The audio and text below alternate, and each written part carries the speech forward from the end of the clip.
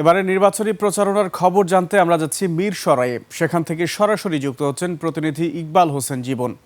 জীবন, আপনার এলাকায় কেমন দেখছেন ভোটের হাওয়া, বিস্তারিত জানান।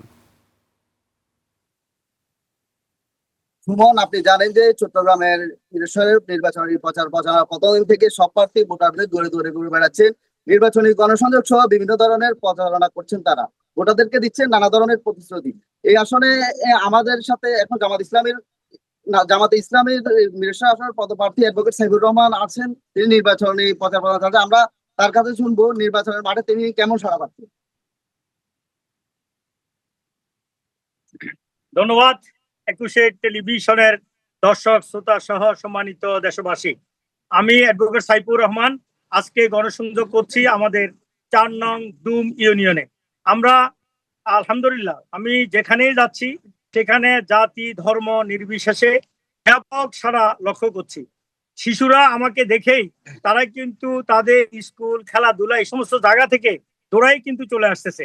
মারা তাদের ঘর থেকে দাঁড়িয়ে দরজায় দাঁড়িয়ে আমাকে অভিনন্দিত করছে। যুবকেরা রাস্তাঘাটে আমাদের দাঁড়িপাল্লার পক্ষে ব্যাপক মিছিল মিটিং করছে।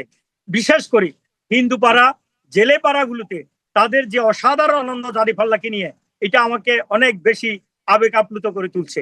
আমি আশা করছি মিরসরাইতে জনগণ যেভাবে উৎসাহ উদ্দীপনার মধ্য দিয়ে আগামী 12 তারিখ ভোট দেওয়ার জন্য অপেক্ষা করছে এবং দাঁড়িপাল্লা প্রতীকে ভোট দিয়ে তারা জামাত ইসলামীকে বিপুল ভোটে বিজয় করবে ইনশাআল্লাহ।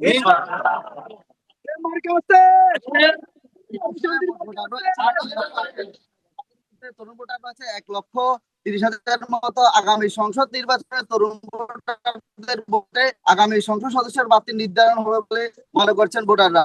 তবে সাধারণ ভোটারদের দাবি শত যোগ্য প্রার্থী আগামী সংসদ নির্বাচনে বিপুল ভোটে জয় হবে। এবার চট্টগ্রামে মিরসরাই আসনের সর্বশেষ সুমন।